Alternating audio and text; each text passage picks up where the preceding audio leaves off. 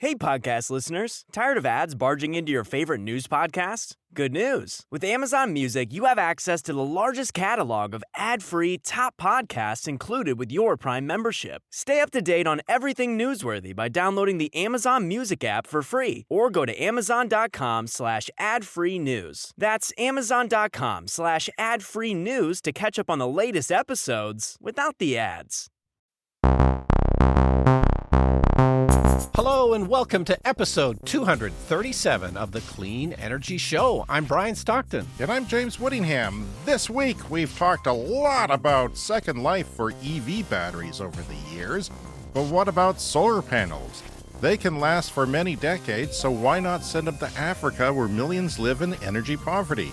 A listener blows our minds by informing us this is already being done. Guess the future's so bright over there they need secondhand shades. Australia will lead the way with vehicle-to-grid capabilities coming this summer. And by summer, I mean Christmas, because they do everything backwards down there. A social media post postulates that one solar panel per person could lift the world's poorest people out of energy poverty. 20 panels and you could be richer than an astronaut. Yes, because if astronauts are known for one thing, it's how rich they are. The CEO of Exxon is urging the U.S. to stay in the Paris Agreement on climate. That's right, the CEO of Exxon. In other news, up is down, black is white, and cats and dogs are living together. And by the way, this recycled joke gets us ever closer to our goal of using 100% post-consumer recycled jokes. Thank you for your service, Mr. Stockton. All that and more on this edition of the Clean Energy Show. And also, coming up with this week, I come up with a brilliant idea for autonomous buses, and the UK is planning more undersea power cables, which is good to hear. Yeah, so I signed up for electric heat relief with our local utility, and this is a scheme whereby you pay a little bit less of the carbon tax or the price on carbon that we have here in Canada. And of course, you know, we think this is generally a bad idea. We actually want people to be paying a carbon tax. So carbon pricing, please. We're going to set off certain people, so be careful. That's right, carbon pricing. But of course, the problem is here in Canada, they started an exemption for home heating oil, which is a common thing on the east coast of Canada. And then as soon as there was an exemption for home heating oil, then here where we live, it's like, well, why isn't there an exemption for heating with electricity? And it is not our fault. Anybody that heats their home with electricity here where we live in Saskatchewan, it's not our fault that the grid is dirty and not getting any cleaner because they're not doing anything about it. The utility is a government monopoly. We have no choice but to buy our electricity from them. So it does make some sense that we shouldn't have to pay for their mistakes. So I signed up. I should be getting a 60% reduction on my carbon tax. They base that on the idea that if you heat your home with electricity, probably about 60% of your bill comes from home heating. They did come back to me with a couple of questions. It was supposed to be just sort of an automatic thing because I had signed up previously to tell them my heat was electric, but they double checked. I think they were probably confused by my address. I'm here in the city of Regina, and almost nobody heats their home with electricity. Here where we live, it's more common like in the north, in rural communities and remote communities. So they did send me a reply and make sure that not using any natural gas. And they also wanted to make sure I wasn't using geothermal. The geothermal is not eligible for some reason, even though that is heating your home with electricity. It is because it's more efficient. That's not fair, actually, is it? Oh, no, it's not fair at all. Yeah, it's a heat pump that is more efficient, but that doesn't mean you should be eliminated from carbon pricing rebates because it is 100% electricity. There's not anything different about it. I suspect it's because it's so much more efficient that this 60% reduction formula doesn't really work for geothermal. Because if you do heat with geothermal, it's probably not 60% of your bill for heating. It's probably much less than that. Well, this whole thing is ridiculous, right? I mean, it's all ridiculous, Brian. But you weaseled your way out of it, and you know, I'm sure the people who did this to get back at the federal government for implementing a price on carbon, essentially to pick political fights, are, you know, I got to tweet this. Do you mind if I tweet this? Not that anyone's on Twitter anymore, but yeah. Well, they're getting screwed. Because the people in the politics, they read my tweets. If you hashtag it, I'm finding that they read them. So that's Right. I'd like to get the information back to them that they're jackasses. Yeah. Well, sure. They need to be reminded of that. Yeah. There was an election, wasn't there? Was there an election, or was it all a bad dream? What's there? I've been asleep for a couple of weeks. I don't know. There was an election, and if you listen to the show, you probably care about climate change and clean energy incentives and promotion and not belittling. Well, the person who's not going to help that out very much won the United States presidential election, as well as possibly the whole Congress. We'll see. The Senate is. Anyway, there's been a lot of discussion on the internet and in columns and opinion pieces and podcasts about how this is going to affect the transition. I'm going to leave it be. We discussed this on our bonus episode for November, which came out last week for our paid subscribers for the Clean Club on Patreon and on Apple Podcasts and YouTube memberships. So that was out last week, and we had a actually it was fun. You know what? Yeah. I found that because the first time we did like full self-driving, we drove around to your car. That was a little bit different. This one was just an audio podcast. But it was nice to just have a conversation without the pressure of, the normal pressures of doing this podcast, and just have a conversation. And it was good to deprogram on the U.S. election, and I sleep a little better because of it, I think. But yeah, the bonus episodes are going to be a little bit looser, and it's just a chance for us to kind of chit chat. Yeah, it remains to be seen what obviously is going to happen. A lot of what was in the Inflation Reduction Act is enshrined in law, so hopefully that's somewhat difficult to dismantle. The good news is that politicians are notoriously bad at fulfilling promises. I don't know if you've noticed that. Yeah. So, let's hope that continues. And, like I say, a lot of it is kind of enshrined in law. And so many companies have planned their next decade based on that bill. So dismantling it could really disrupt things. And so, yeah, it's a slowdown for sure. And given that this is a climate emergency, any kind of slowdown is bad. But China's not going to slow down. Europe's not going to slow down. California is not going to slow down. Many states have their own agenda when it comes to climate. So, that's kind of where we're at. Yeah. I think that oil and gas is, oil prices have gone down since the election even. But I think that oil and gas is thinking that they've got a clean pathway to do whatever they want. We'll see. Like a lot of the investment in batteries and stuff like that, the battery factories are in red states, like almost, majority of them are in red states. So, or some are purple states like Michigan, I suppose. But yeah, that's what's going on. During our bonus podcast for November, we were asked by one of our Patreon members if we thought climate change, if people would believe climate change, essentially, if they faced a climate disaster. And I responded on the show, but, I just wanted to do it again here to say that I used to think that way, but now I don't. And it's because I can see demonstrable changes in our own climate here in the Canadian prairies, such as wildfire smoke occupying a lot of our days and becoming worse to the point where we can't breathe and we have to lock our doors and windows and turn on the air conditioning, even on a moderately warm day that we wouldn't normally have to, let's say a spring or fall day, because of smoke, because we're not supposed to breathe it. There's warnings not to breathe the smoke. The air quality index is very high. So, yeah, I just wanted to say that I used to think that way. But then, Florida might be blue if that was the case, because they faced climate disaster after climate disaster. North Carolina suffered greatly, but didn't seem to change that many votes this time around. So I'm just going to leave it there. Now, I had a big feature on robotaxis a few weeks ago, and I was kind of predicting how things were going. And some people might have seen it as an endorsement for a robotaxi world. And it really wasn't. It was just how I think that the world would change if robotaxis happen. Now, there is a huge counter to this from Not Just Bikes on YouTube. It's a pretty popular YouTube channel on transit, trains, and mass transit, and biking infrastructure. And he has a huge problem with cars, always has, this person. He's actually from London, Ontario, but living, I believe, in the Netherlands. He pointed out some things like greed.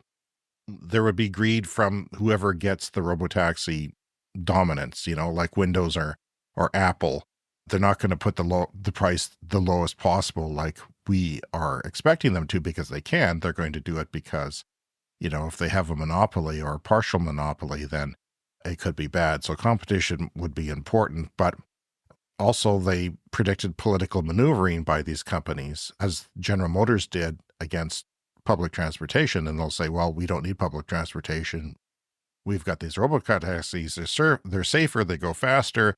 And that's another thing he predicts. He predicts they'll go faster because they can, because it'll be safe with technology eventually. And that will increase noise once you get to 50 kilometers an hour or 30 miles an hour.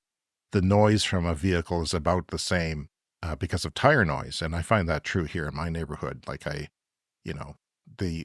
my wife driving by in her EV is the same noise as a car with a combustion engine because it's the tire noise at that speed that gets going. So, yeah, and they also think that he thinks that there'll be a lot of circling because parking will cost money and they'll just circle. I think we'll have to have policy for having places for them to park. But of course, it would lead to more congestion. And I said this myself, that if I was, myself living in Toronto, 3 blocks from a subway station, I would rather take a robotaxi all the way downtown if it costs the same as the public transit. So that can't happen. You're going to have policy against that, because I would do that. And, it's better maybe to take last mile transportation to the subway stop or something like that. He also thinks that people will live again further away from the centers of cities because it will enable cheap, fast, reliable, and, doing your office work in the car while you drive. It'll enable sprawl again. Yeah, so that is there. I think there's a link to that I'll put in your show notes. That is called Not Just Bikes. That's his latest video on YouTube. Now, Brian, I was also thinking about, when I was going to talk about this week, about robo-buses. And I had said something controversially. I said, I don't think buses will be the same when robo-taxis happen or when automated driving happens. But I come from the point of view of our moderate-sized urban center here, which is 250,000 people in an Arctic climate, and not a lot of people are doing last mile when it's pretty cold in the winter through snow and cold. Some people are, and it is possible. If you had the infrastructure, a lot more people, of course, would do it. But I was starting to think about robo-buses maybe in some situations, such as at night, where you could have more people taking buses that are smaller, but because there's no driver, there's no added expense. So maybe you could have more frequent service. And then I thought, well, would a woman want to take a bus at night and, with no driver on it, and you're just there? And then I thought, well, maybe they could have buses just for women. And then I thought they could be pink. And then I thought maybe I shouldn't mention that on the show. But I was actually watching a video on YouTube. And guess what? They exist in Jakarta, Indonesia. The bus is air-conditioned, which is a nice relief. It has service staff on board and a separate, supposedly safe area for women. These pink buses are women only. Yeah, so on some buses, they have an area supposedly safe just for women.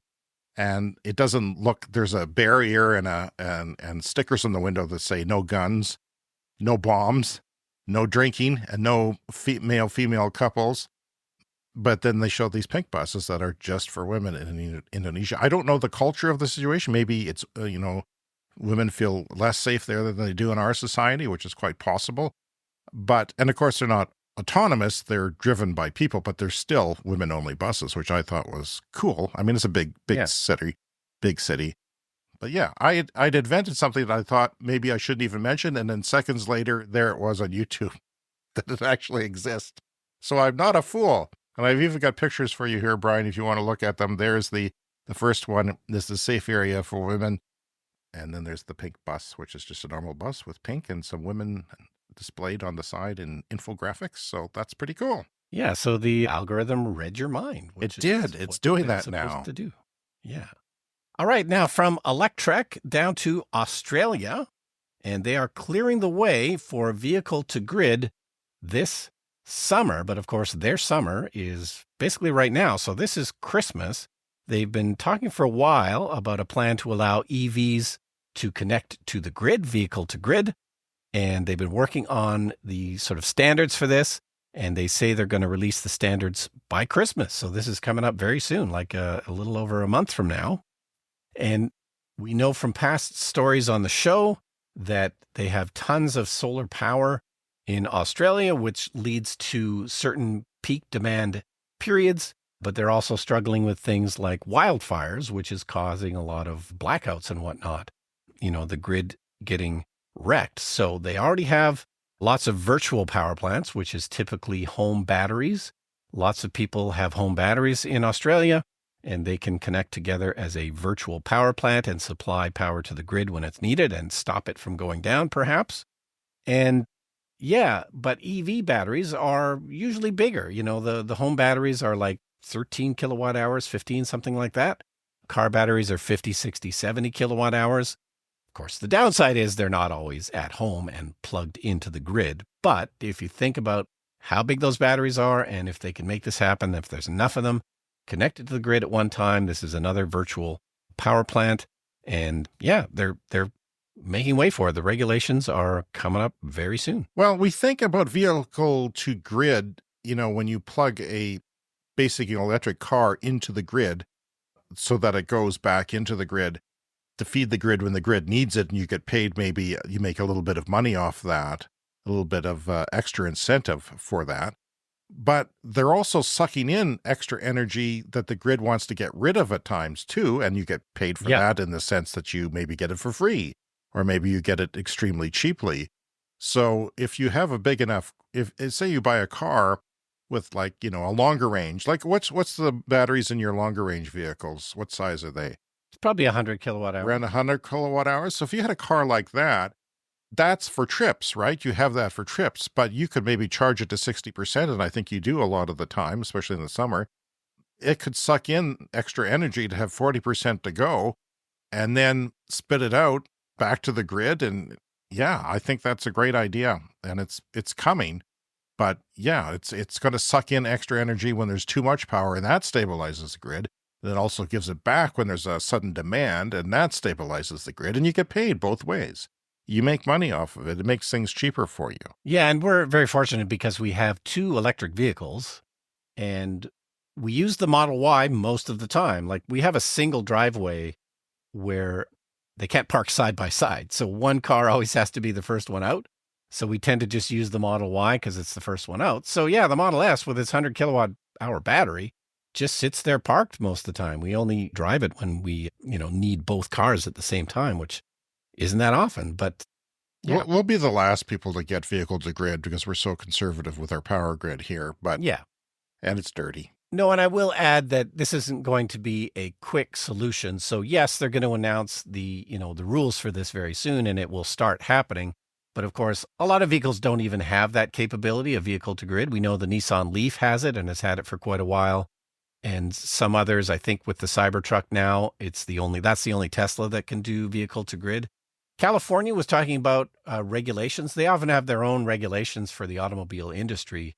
They're an early adopter of forcing the auto industry to do things, and they've talked about forcing all automakers of EVs to have vehicle to grid built in. And then, of course, you need an interconnect that can do it as well. So your charger has to be bidirectional somehow or hooked up to the grid. So it's not an overnight solution for Australia or for anywhere else, but this is certainly the start of the process. Yeah, and we think about public transit, fleet of buses that are parked mostly overnight that aren't as in use as much, or school buses, which I watched a video from, who was it? It was Clean Energy Futures, one of our local climate activist video people on YouTube.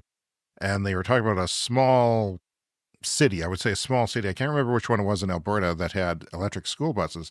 But they were having the trouble of finding the connection to the grid necessary because they charged up in about 3 hours usually, or 6 hours. So they're all charging at the same time. They want to expand it. So they're needing to, I guess this is Edmonton. There's parts of Edmonton that are doing this, the city in northern Alberta. And they're talking about having different depots instead of one centralized place. They're talking about spreading them out now so that they can have different connections to the power grid, because that is turning out to be a problem. Unless you're, off a major trunk line of the grid, a major transmission line that's coming into the city, which you could locate there. I mean, some people are talking about doing that, but this is just a different way of doing it. It's not like it's, the world is going to be different because of renewable energy and the variability of it all. But you think about all those people having school buses that could feed, those are bigger batteries. And, by the time the sun goes down, whatever's left, they could charge the big peak when people come home from work, because the kids are dropped off, the buses are back at the depot, and then they charge up for cheap overnight because they can. And that's when the demand is low and the price will be low. Yeah, for my house, for all the electricity I'm using, I had to upgrade from 100 amp service to 200 amp service. But the same thing applies to, like a bus company. They're going to have to upgrade their service or, like you say, spread out the buses in different charging spots where there is enough power. Well, we got a lot of listener mail this week, so let's get through it, shall we? It's a big mountain of mail. This is from Alex. Hi, Brian and James. I love the show and listen to it every week. Thanks for providing an encouraging message in the midst of so much discouraging news. And boy, is there discouraging news lately. I work in sustainability, so people often ask me about the service life of solar PV panels. Those are solar panels that produce electricity, and the challenges with recycling them, because, word gets around on Facebook and other crap social media things where people want to disparage renewable energy, and, what about that? Well, there hasn't been much of a need to recycle batteries or recycle solar panels, but yeah, they're figuring out ways now that they're finally doing it. But he says, I love to share that although their warranty of solar panels is typically 25 years, and that's what yours and mine are on our roofs, that just protects against panel output dropping below 20%, dropping more than 20% compared to the initial rated output. So after 25 years, you're protected that it's going to give you at least 80% of what you got when you get it, because they go down. Some people say 1% a year, but that depends where you live. Manufacturers are happy to offer this warranty since the so-called degradation usually levels off at only 10%. PV panels have no moving parts, so they don't wear out, although the mounting systems may if they are single or dual axis trackers. I'm looking at you, Barry. The panels themselves are typically taken out of service only because they are being replaced with newer models that are more productive. As I expect you already know, this is called repowering. And what of the old panels? Well, the original PV cell developed by Bell Labs in 1954 is still in the Smithsonian Institution collection and producing power. 70 years later, 70 years later. We have a link to that he provided. So there's a long second life for PV panels after they are taken out of service to make way for more efficient units.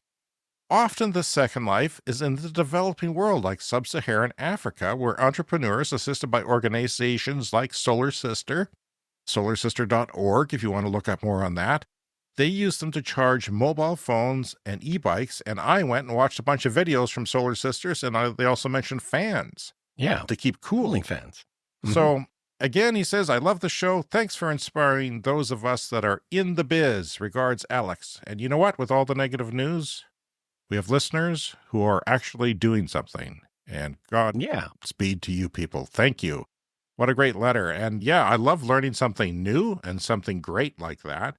And I did a lot of video watching, trying to find information. I found it really hard to find information on this. But, when I had my solar panels on my roof installed, I asked, because I know they're improving, I said, at what point, because they go down in the amount of output they give over time, not much, but a little bit over time, is there some point in the future where I might want to just replace them because it might be worth my while with panels that produce 20% more or maybe 30% more because the panels are degraded with the new technology. The newer panels are 20% more or something like that.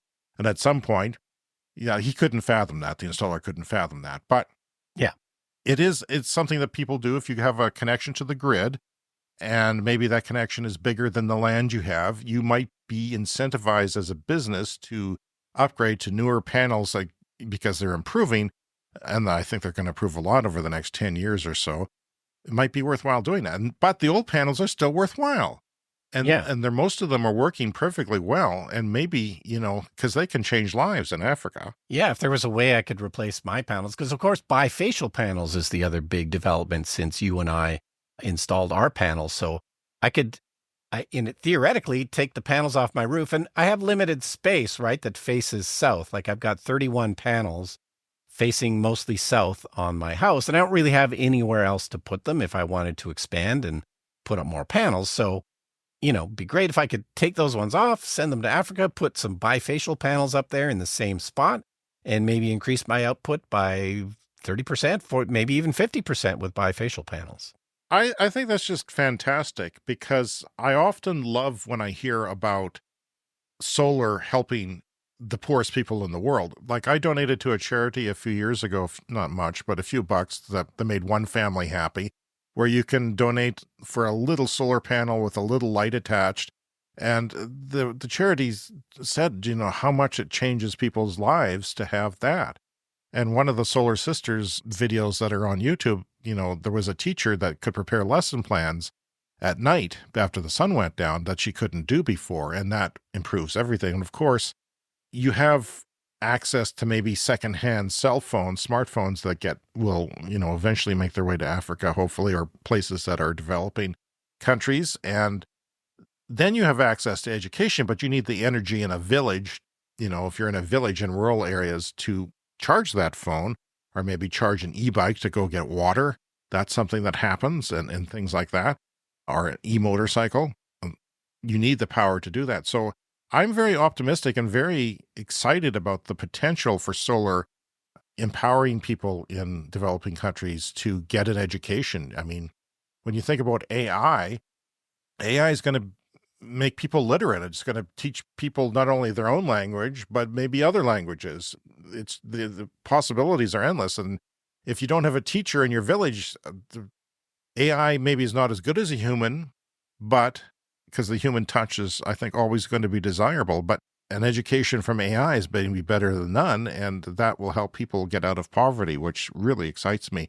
Brian, this is from the Africa Oil and Gas Report. I found this on the internet.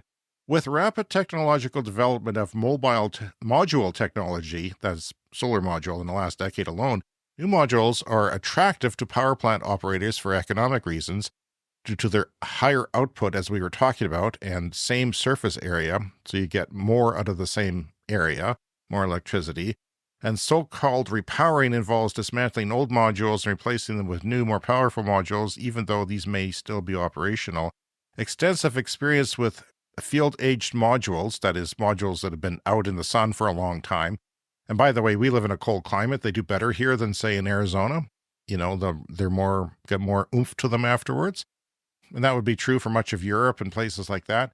So the Solar Lab laboratory reveals that even after more than two decades of operation, the majority of modules exhibit almost no performance degradation, particularly at sites with a temperature climate as found in Central Europe.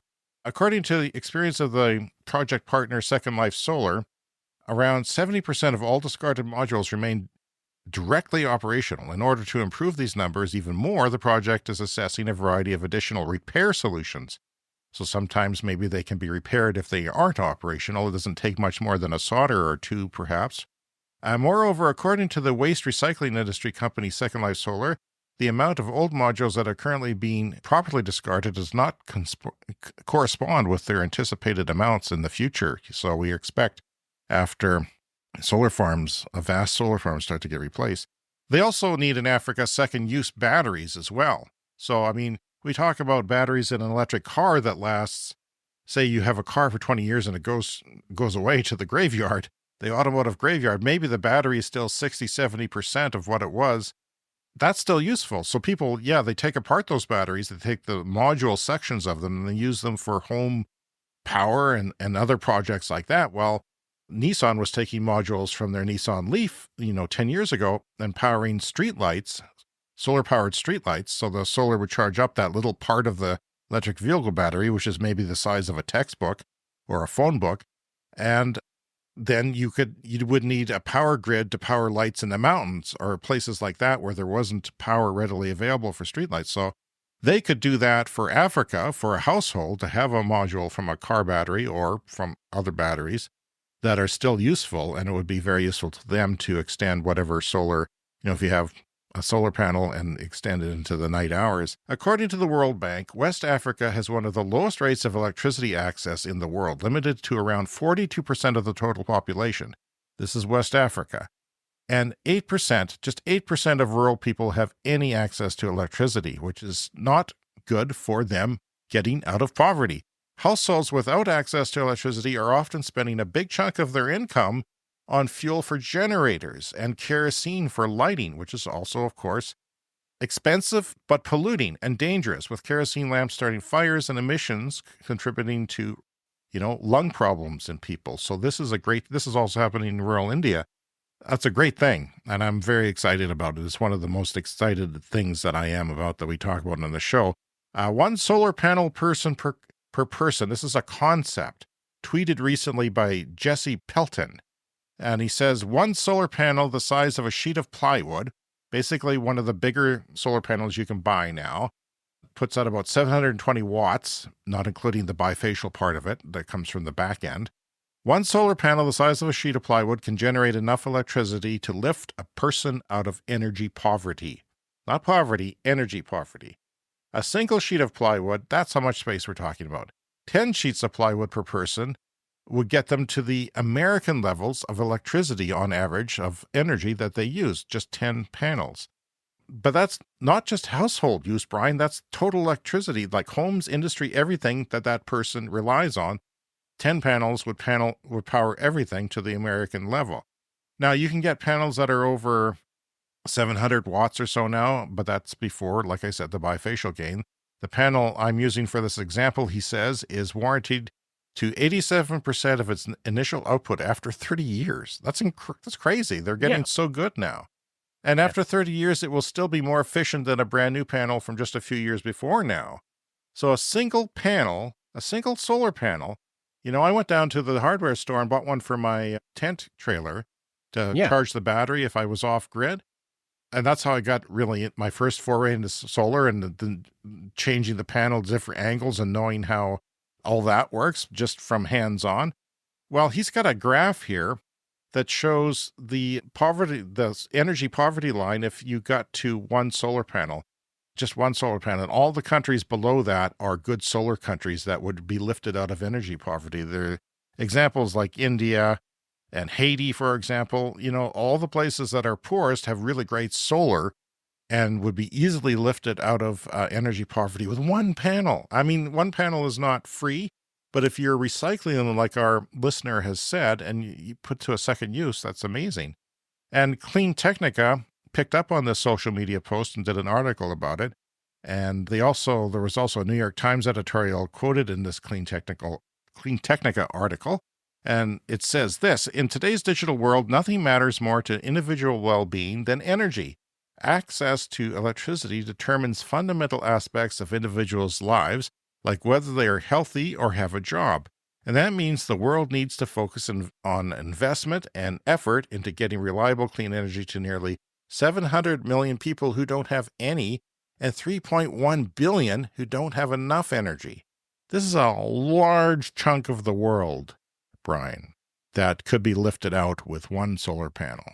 And there's going to be a lot of them. We need to support organizations, and I encourage our listeners to do that, to seek out people who are doing that, because it makes a big difference. I mean, you can give a few bucks to somebody, and it doesn't change their life. Solar changes lives, and that's an amazing thing. Yeah, and solar panels are increasing production all the time and getting more plentiful and cheaper all the time, which is amazing. All right, we have yet more listener mail. This is a voicemail, which we get at speakpipe.com/cleanenergyshow. And this is from Nate, who is the chief scientist at Oregon Seaweed. My name's Nate Jones. I'm the chief scientist of Oregon Seaweed, and I'm calling to you from the west coast of Oregon, where I'm transporting a bunch of seaweed currently from one of our farms on the coast inland for some cattle trials. We're going to be adding seaweed to cattle food to hopefully reduce methane. Always enjoy listening to your show while transporting seaweed in my Bolt EUV. So thanks for all your great shows. looking forward to a lot more drive listening to you guys. Thanks. Oh, Brian, I was going to play a joke on him and have like a car screeching and the semi-truck blowing its horn. But then I thought, yeah, I could kill somebody doing that because, who knows how many of our listeners are in his situation. Yeah. Same situation as Nate. Nate, you are a hero to the world. Thank you for doing what you do, and listening to our show is another big thank you. Isn't it amazing that not only are there people out there doing things and changing the world for the better, some of them are listening to our show, and that's just amazing. Fantastic. Yeah, and I was looking at the pictures from their website of these big containers. They're like above ground swimming pool type containers, and then they're taking that and putting it in, or trying to put it into cattle feed, and that would supplement the feed, but possibly reduce the belching of cows. I wonder if it would reduce my belching. Well, you got to eat more seaweed and find out. Okay, well, we got even more listener mail. This is from Bob. Bob sent us a news story on Canada trying to implement a pollution cap in light of opposition to the carbon pricing system currently in place, but it's declining in popularity because of inflation post-COVID. People are now more likely to blame things like carbon pricing and believe it when political parties say, hey, it's raising the price of your groceries. Not really, but whatever. So we have a link there for the National Observer that he sent us. So that's going to be in your show notes. And the emissions cap mentioned in the article aims to limit the total greenhouse gases. That's what an emissions cap is. It's a little different than carbon pricing that oil and gas companies in Canada can emit. Instead of setting limits on production, it sets a maximum allowable level of pollution. So you can produce whatever you want, but you can only produce so much pollution while you're doing it. So that incentivizes them to, if they want to sell stuff, they have to do it with less pollution and pollution and invest in things that will lower that emissions.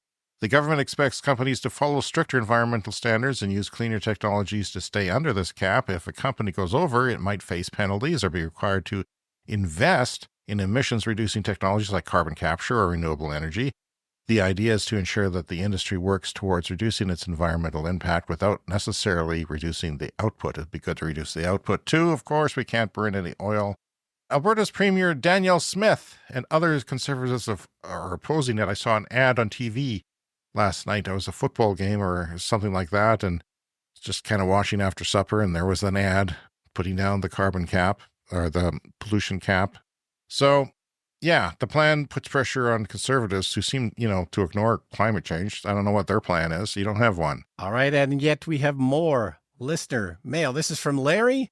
Hi, I was wondering if you'd be interested in doing a plug for our organization, the Saskatchewan Renewable Energy Coalition, on your show by doing an interview with one of our group members. We're comprised of individuals and organizations connected to our province, including members from industry, government, academics, and the nonprofit sector, working to educate the public on renewable energy to accelerate our province's transition to renewable energy. If you're interested, get in touch.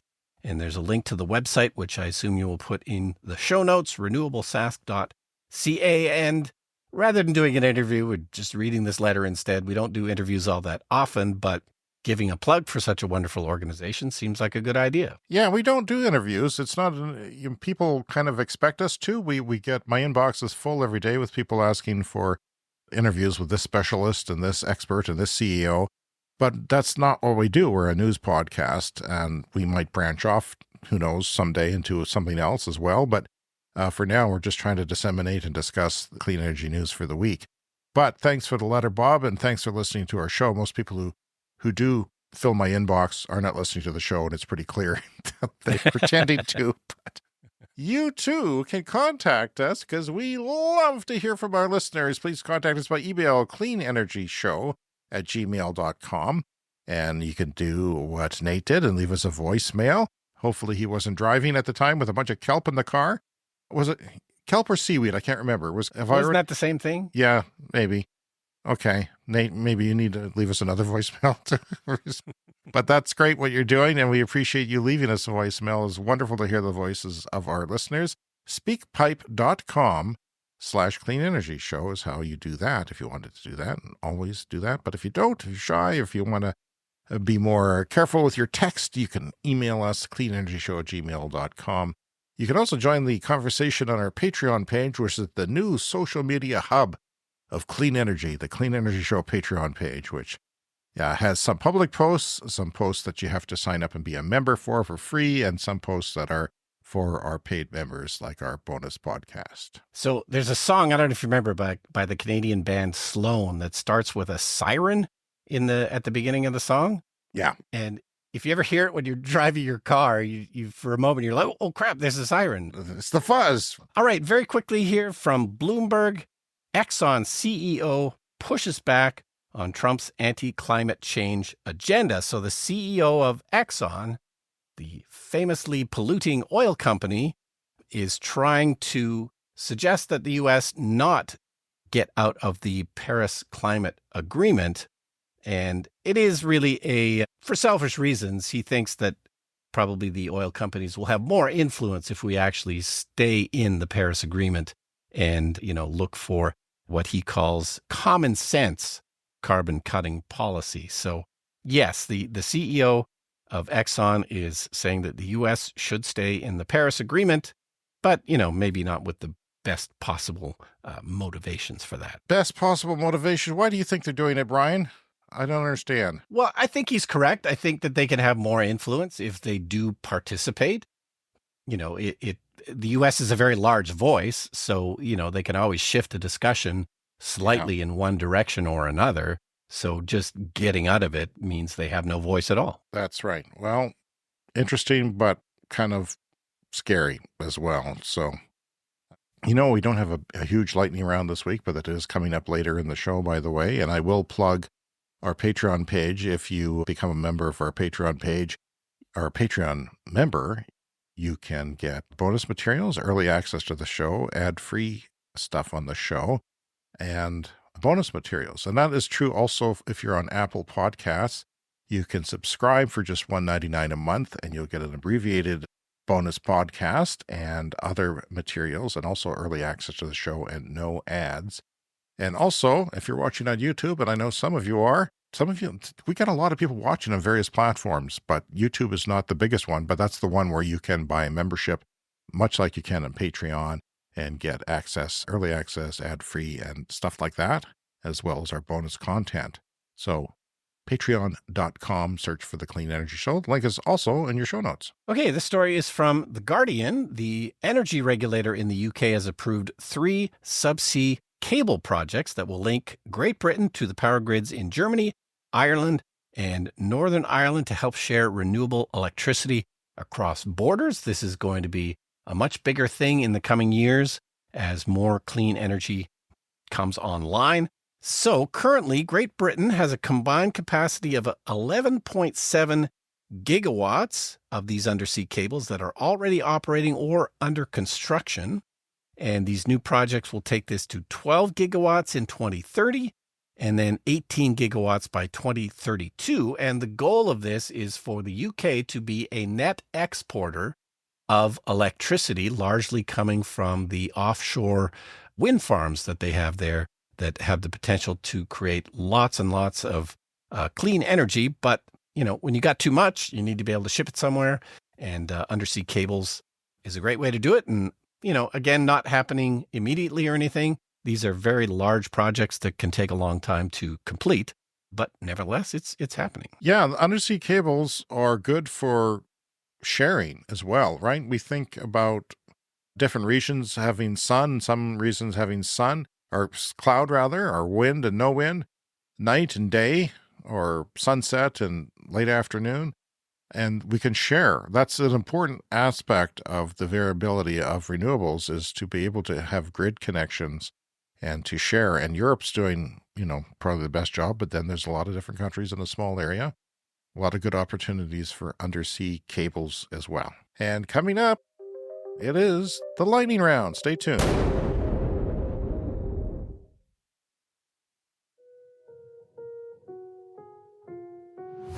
It's time for the lightning round. The lightning round is a fast-paced look at the latest headlines in climate, clean energy, and transportation. Toyota calls California EV rules impossible.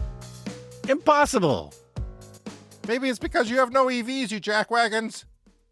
Get some EVs. I like to use the word jackwagon. It's a long story. You have to listen to previous shows to find out why. But there's a link to Inside EVs, who wrote an article on that. Of course. Oh, poor Toyota is not moving forward in the world because, it's just impossible. Well, no one else is complaining, huh? Environmentalist Bill McKibben says this: how many people could you tell that over the course of the American election campaign cycle, we passed the line where humans are installing a gigawatt worth, that's the nuclear power plant's worth, of solar panels each day? They passed that threshold somewhere in the election cycle of the U.S. election, in the last few months, 1 gigawatt a day. And at its peak, it can output the power of a nuclear power plant at midday for... Yeah, I don't remember that coming up during the election cycle. No. Since 2019, emissions from private jets surged by almost 50%. Brian, you have to park that thing. Damn. The Clean Energy Show jet needs to spend more time on the tarmac. A solar panel on the roof is worth 2 in the field, says environmental advocate Jesse Pelton. And that is because if you look at a pie chart of the cost of electricity, more than half is the generation. But there's a pretty significant 2/3 of that, or pardon me, 1/3 or 40% even, depends on the grid, of course, but that is used for distribution and transmission. And transmission is long-term over high-voltage power lines, and distribution is the substations and so forth, and the thing at the end of your block with a capacitor on it and things like that. That all costs a lot of money. It has to be repaired. But if you put the generation on people's roofs, there is an advantage to that because you don't have to pay for the other aspect. Now, this is debatable, okay? This is highly debatable. It's not really literally 1 on the roof is worth 2 in the field. But it does go to show that there's a big advantage to what they call distributed solar, putting it on roofs and schools and everything else, and not just big farms. Yeah, there's a huge simplicity to that. You and I both have solar panels on our roofs, and it might be cloudy out now. I'm not sure. I'm down here in my bomb shelter. But theoretically, the power is coming right from my roof and into this microphone and recording this podcast, and the same thing at your house. You know what your bomb shelter doesn't have? A closed-circuit camera on the outside world. Yeah. Well, some bomb shelters actually have that, so you can look for zombies or whatever might be coming after you. I might come out of here after the podcast and find that my whole street has been leveled, and I wouldn't know. Also, a weather station. You need a weather station with... Yeah.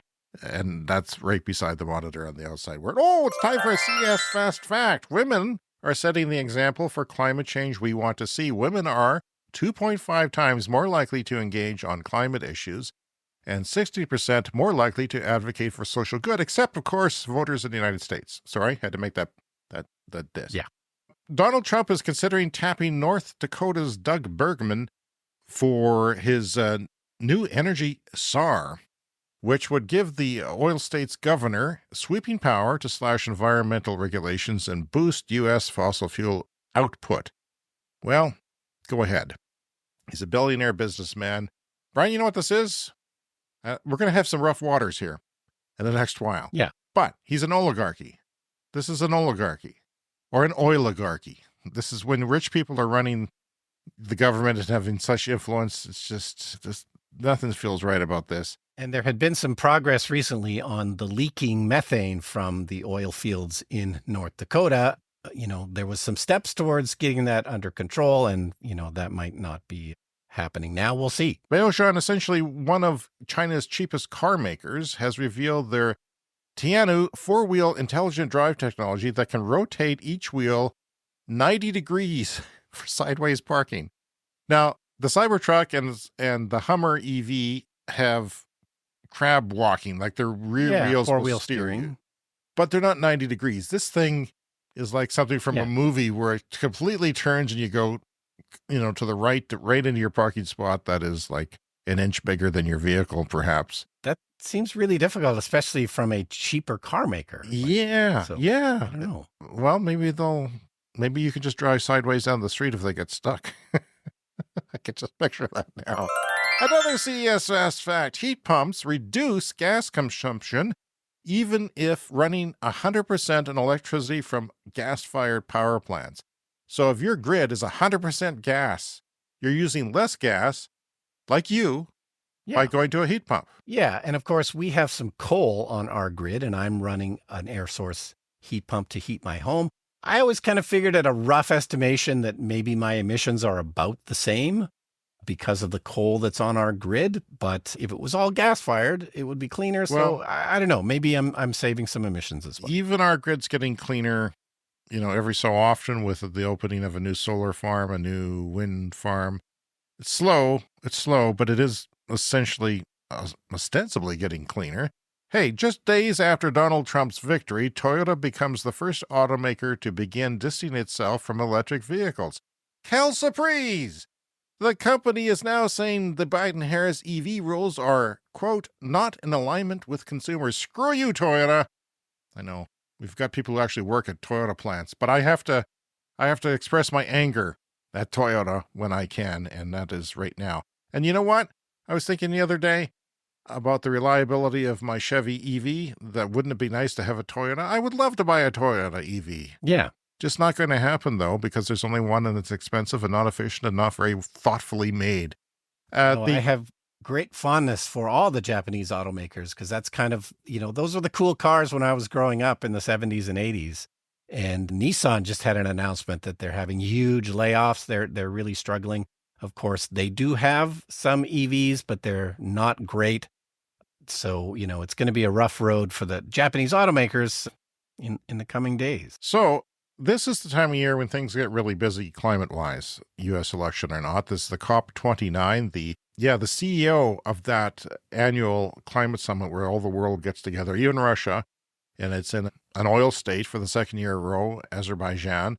The CEO of, which is the local person from the country that is getting hosted in, he was filmed agreeing to facilitate fossil fuel deals at the climate summit. So somebody pranked him and said, hey, would you facilitate some at the climate? And he said, sure. Yeah. So that's actually going to be our last story this week. It's a sour note. The chief executive of COP29 has been filmed apparently agreeing to facilitate fossil fuel deals at the climate summit. The recording has amplified calls by campaigners who want the fossil fuel industry and its lobbyists to be banned from future COP talks.